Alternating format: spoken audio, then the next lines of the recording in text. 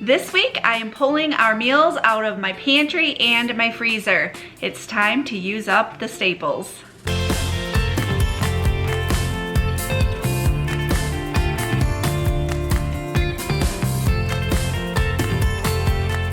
I have some extra items hanging out in my pantry and some in my freezer that I need to use up. There are times where I find sale items, or while I'm grocery shopping, I'm like, oh, I forgot about that, and I buy it and store it. And now it is time for me to use these items. So this week I'm going to be going through my pantry and my freezer. I'm going to be seeing what I can pull out of these areas to create a delicious meal for my family. So let's take a look inside of the pantry. Right away, I'm seeing a tomato juice that I need to get used up. So I gotta figure out what can I do with a tomato juice. My pasta bin is kind of full, so I would like to do something with pasta.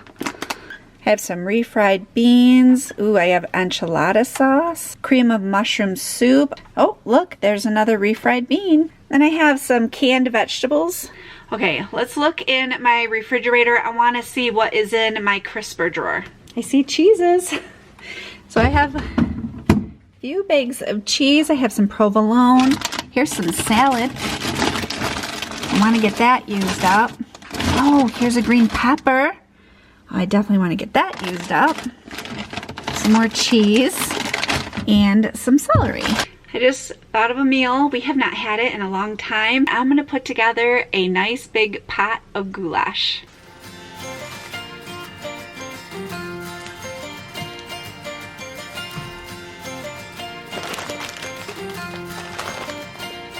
For seasonings for my goulash, I like to use quite a bit of chili powder. Definitely need salt and pepper. And garlic powder. Not sure if I'll use onion powder or not, but I'll take it. And there is Cooper, knowing that I'm cooking, waiting for dinner. All right, I'm going to chop up a quarter of this onion. I'm gonna add that to the burger.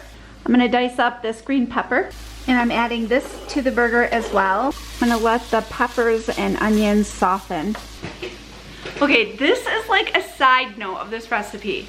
I have never added celery to my goulash in my life, but Jason has suggested adding celery. I'm gonna put a little bit in, but this is completely optional. Please don't mind the dirty dishes in my sink. Thank you. Just pretend they're not here. Usually with goulash, I like to serve some homemade bread. By homemade, I mean the frozen bread dough at Walmart, but anywhere. I just made some the other day, and I believe I have some in the pantry, so I'm hoping it's still good, and I can serve that on the side of this goulash. So let's go check it out. Looks like it's still good. I always undercook the pasta when I'm making goulash, so I'm only gonna put this on for 8 minutes. Alright, I'm gonna add this burger into this pan. I'm gonna add the pasta in. Right, I'm gonna add some of this tomato juice. And now I'm gonna add in the seasonings, same seasonings as what I added with the hamburger. Give it a good stir. This is as much of the tomato juice that I ended up using. This only ended up taking like 10 to 15 minutes. We like to top our goulash with grated Parmesan cheese. Just gives it that extra something.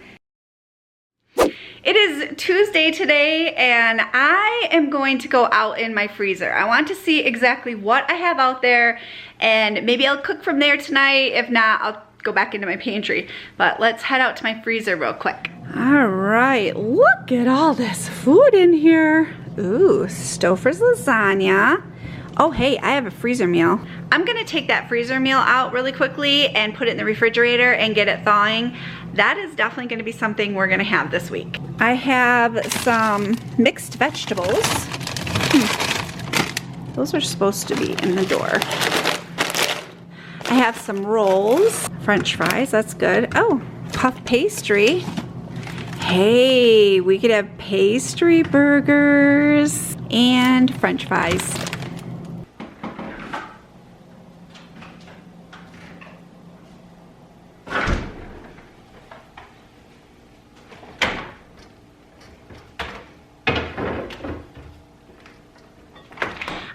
bought puff pastry a while ago because Jason said that he was really craving pastry burgers. So that comes in handy. But this is awesome too because there's 2 sheets in here. I only use one for the meal, so I will have a future meal coming out of this pack as well. While I am preparing the burger, I always lay out my pastry puff on wax paper. It takes time before you can actually open this thing because it's frozen so solid. So I just leave it sit here for a while, and then once it starts getting softened, I can actually open it up because I want to be able to work with it with a roller and roll it out a little bit. So we're going to start with this as the first step. Did you know that I have an ebook cookbook out? I will have it linked below. This is one of the recipes that I have included in my ebook. I also have yesterday's recipe included in my ebook. So for those 2 recipes and many more, you can get my ebook, and I have the link down below. All right, in the pantry, I need seasonings, Montreal steak seasoning, and then in the fridge, I need A1 steak sauce, and I need an onion, which I had some left over from yesterday's meal, so that's perfect. So I start out with a pound of burger. I'm gonna add some of the Montreal steak seasoning. This gives really good flavor to burger. I'm gonna add a little bit of A1. Now in my household, there's 3 out of the 4 of us that like onion. So for the one that doesn't, can you guess who? I'm gonna mix it at this point and then make his burger first. Then I'll come back with the onion, add it, and then make our burgers. I'm frying up the hamburgers. I cook them till they're just about done because they're gonna go in the oven for a little while after this. I'm actually going to do both kinds of the French fries, and they take 20 minutes, which is perfect because that's what the burgers will take once they get into the oven. This is pretty much thawed out.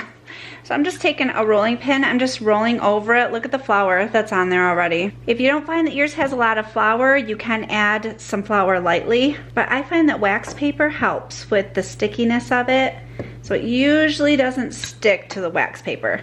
Unless I've waited too long and let it thaw out too much, then it sticks to the wax paper.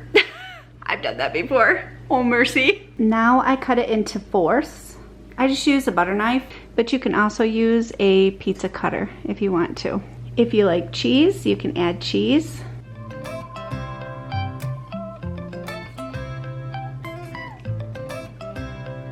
And just fold the pastry puff around the burger, pinching in the seams a little bit. I made an egg wash. It is egg white with a little bit of water. You can use the yolk if you want to. It's completely up to you. It really doesn't make a difference. And I'm gonna put a little bit of this over the top of each of the puff pastry burgers, and that is going to help them brown up a little bit. I have my oven preheated to 375, and these are going to go in the oven for 20 minutes. I cannot eat fries on my eating plan, so I have a bunch of canned vegetables in here. I'm gonna have a can of sliced beets for me on the side. I like ketchup and mustard on the top of mine. Jason likes Heinz 57 on the side. Tim doesn't eat anything on his, and neither does Justin. It is Wednesday and it is cold here today. Oh, we might get snow. Justin just told me. I don't know, we'll see. I'm kind of okay with that because I really don't have anywhere to go, and then I'm kind of not okay with it. But I want to cook in the oven tonight and warm up this house because even our floors are chilly. Just standing here, I can feel it through my socks. So let's head out to the freezer and let's see what I have to put in the oven. Cooper's hanging out with us. Okay. Oh, seriously though? I'm having this. Yum. This Stouffer's lasagna is so good, and their macaroni and cheese, oh, so good, so good. If you haven't tried it, gotta give it a try. Oh, we have garlic breadsticks. That'll be perfect on the side. Well, thank you, Stouffer's, for making my life easier tonight. So this goes on 375, which it's all heated up and ready to go. I just put it on a cookie sheet, and it bakes for 80 minutes.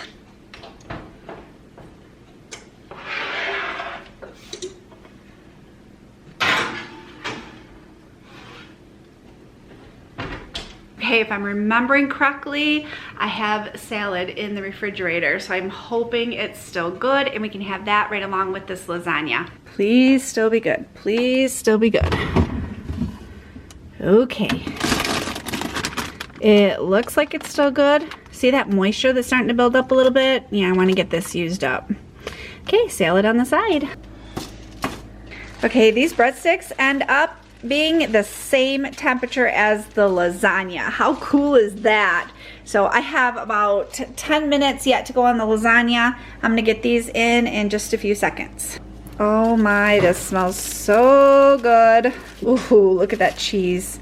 Ooh, I'm gonna have to scrape that off of there because we want all that cheese. That is gonna be dinner tonight. It is Thursday, and I am so looking forward to the weekend and not cooking. But tonight I am keeping it really super simple. We did end up getting a little bit of snow. It is really cold outside, just bitter cold. It's only in the 20s is in the high for the day. So I am heating up my oven again for tonight's meal, and I decided to cook that freezer meal. It is the baked penne pasta. I will have the video to that linked below. It is so good. As far as a side, I really have no idea. But I'm gonna dig through my pantry and I'm gonna see what I can come up with for a side to go right along with this pasta. I have my oven heating up to 350. Okay, update on the whole trying to find a side. Justin's running to the store really quickly, and Jason has put in a request for more salad because he said that just hit the spot last night. He said it was so good. He actually had 2 bowls of it. And then he also has requested one of those ovens ready. He also requested one of those loaves of bread from the bakery. So if they have it, hopefully they do. If not, I'll figure something else out. But that's what we're gonna have with the pasta tonight. All right, I'm gonna take this cover off. For whatever reason, whenever I use the aluminum pans, they don't cook at the amount of time that I have for the meal. I always have to cook the meal a little longer in these pans. So I am kind of basing it, I'm figuring it'll take an hour. It's only supposed to take 30 minutes. But that's just a little side note. If you're using these aluminum pans, sometimes they just take a little longer to cook the meal. So Justin ran to a little store just down the road from us, and he ended up finding a Dole garden salad. The Dole brand of these are so good. And don't look at that. He ended up finding this. It wasn't the Italian, it's the French bread, but look at how squishy and soft and fresh that is. Yum. Oh my, it looks done. I don't trust it. It smells amazing, but I'm gonna kind of dig through the middle a little bit to make sure that it's not frozen. Jason, do you want to taste test this? Sure. Okay. You brave man, you. Oh, it's steaming. I think it's done. Ooh, was it hot? Mm-hmm. What do you think? It's done? It's done and it's good. Yay! It is Friday, and I was thinking about dinner tonight, and I am almost positive I have some jumbo shell pasta in that pantry. I want to check and make double sure before I go further. Yes, I do. Bring these out. I like to keep these on hand because there is a recipe that is one of our favorites. It's through Taste of Home, and it is an enchilada stuffed shell. So it takes about 15 shells, you know, give or take. But it looks like I have about that for those shells, so I am gonna go to the garage. I need to grab out some burger. My burger is just a little bit frozen, so I have it started on the stove really quickly while I gather up all the ingredients for the rest of this meal. Back into the pantry. I need enchilada sauce. So, oh, and I need refried beans. Enchilada sauce right here. Actually, I like to do the medium and the mild, so I'm going to take out 2 of them. I need some dried onion in here. Need some oregano, basil. We're looking for cumin. Here it is.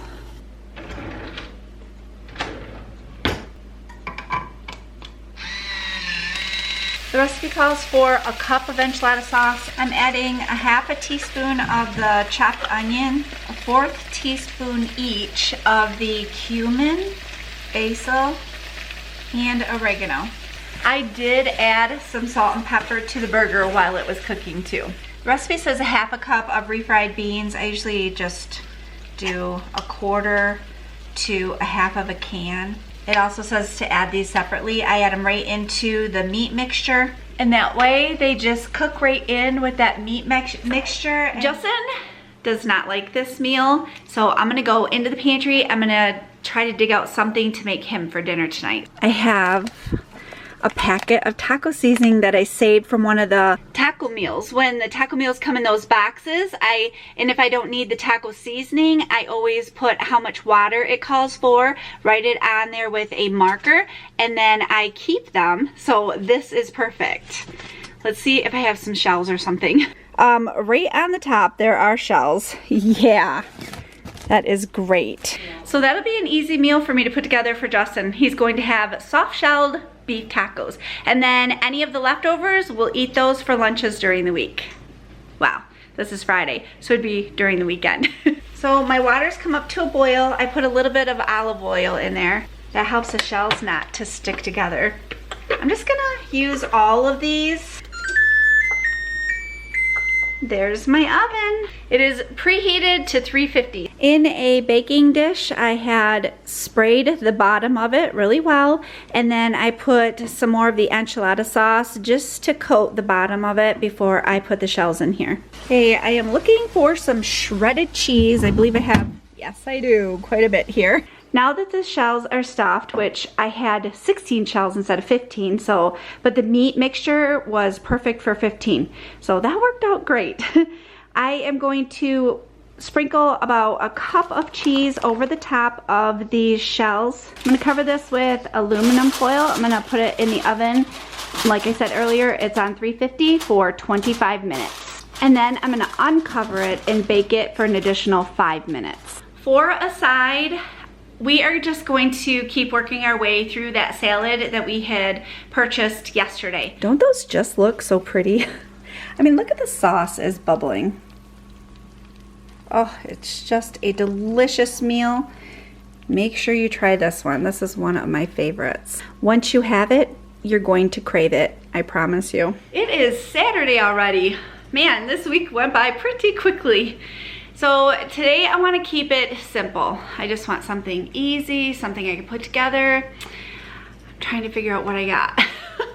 So we're gonna head out to the freezer. Maybe I can find like a base of something out there in the freezer, and then I can build on that. I have quite a stack of pie crusts. So I'd like to do something with a pie crust. And I noticed the other day that I have mixed vegetables. I moved them into the door. So these items will definitely make a good chicken pot pie. I'm going to set these in the refrigerator for a little bit because I want the pie crust to thaw out as well as the vegetables. Yes, I am wearing pajama pants. These pajama pants are actually my absolute favorite ones. They are so comfortable, they fit perfectly, they're just baggy enough that I can just move around easily, and it's Saturday, so I'm staying comfy. I do have these and other pajama sets in my Amazon store if you want to check them out. But I found a cream of chicken and a cream of potato soup in my pantry, so I am all set to make my chicken pot pie. It just dawned on me that this is one of the recipes that I have in my ebook cookbook. I will have it linked below. This is one of my favorite recipes. I crave this one. Yeah, it's that good. I have about 3.5 boneless, skinless chicken breasts. For seasonings, you can use pretty much anything that you want, but I usually stick to onion powder, garlic powder, a little tiny bit of Lawry's, some salt and pepper. To a bowl, I have added the can of cream of chicken and the can of cream of potato. Now I am adding a 1/2 cup of milk. And yes, I am drinking coffee because tired hit me.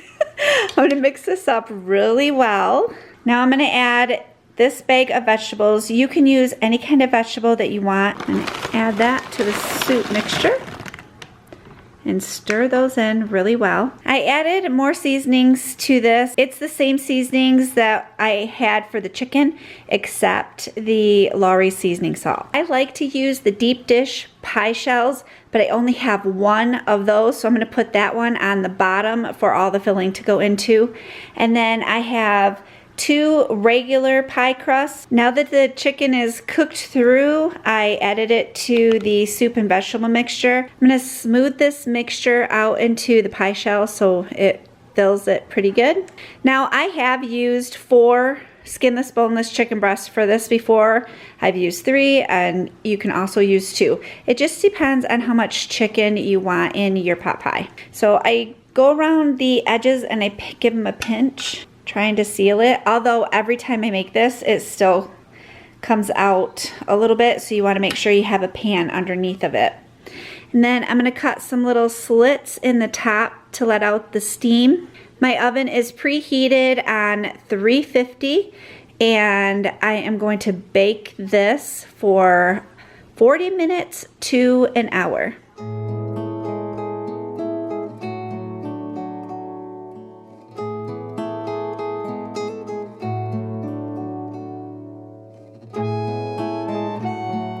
In my cookbook, I had stated that every time we make chicken pot pie, we can never wait long enough for it to rest before we cut into it. It never looks like a slice of chicken pot pie. It looks like this.